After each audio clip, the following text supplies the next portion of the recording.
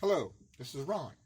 Hard to deter men. I'm going to start this story off by saying that I'm going to tell you a story. It's going to be in several sections because it's not going to be able to be told in one section. We're going to divide this story up. My story begins in the winter of 1985, when two alcoholics met at a bar. Probably the Moose Lodge, if I had to speculate. Now, see, my father was born in 1943. And in 1986, he was 43 years old. My mother was 25. 18 years apart. And they shacked up for the winter. I'm not sure exactly why. I had two older brothers by my mom from another man already. So they shacked up and got married in July of 1986.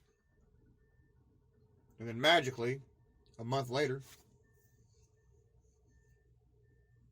I appeared from the depths of her vagina. I showed up. I was here. I'm here, bitches. So, that marriage didn't last very long. Most alcoholics don't stay married very long. Now, my dad wasn't a terrible man to me, but I got three siblings who have a different story to tell about how they didn't have a dad growing up. That's not my story. That's their story. My story, my first memories, I'm turning 4 years old at a battered women's shelter in Bloomington, Indiana. I remember a bunch of people being around a table, me blowing out birthday candles, turning 4. Someplace I've never seen before, and I can't tell you how to get there to this day.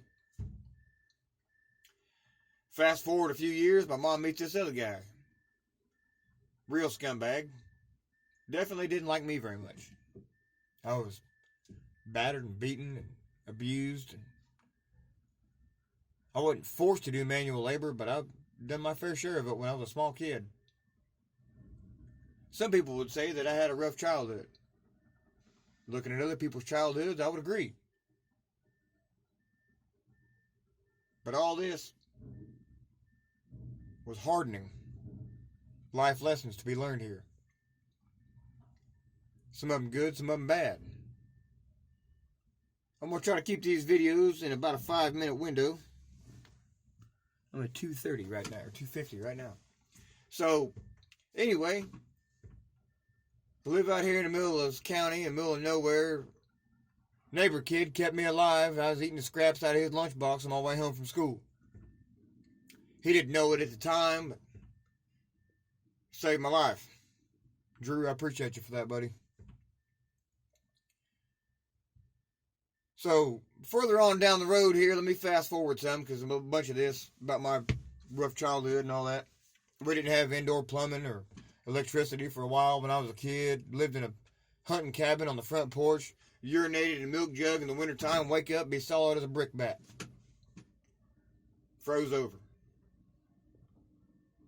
Made me a rugged, durable son of a bitch. So, I'm a teenager. I'm hog wild. I moved in with my dad when I'm 14. I've had enough of beatings and about starving to death. I was a dirty kid going to school. I smelled like pee all the time. I was not in a good way. It was a pretty unlucky situation for me. On one hand, it was unlucky. On the other hand, it made me who I am today. So if I could go back and change it, I probably wouldn't change anything that's ever happened to me in my entire life. Because everything bad that's ever happened to me has made me who I am today. Full circle, that makes me hard to deter. I got an advantage over most people. I got grit. Like sandpaper.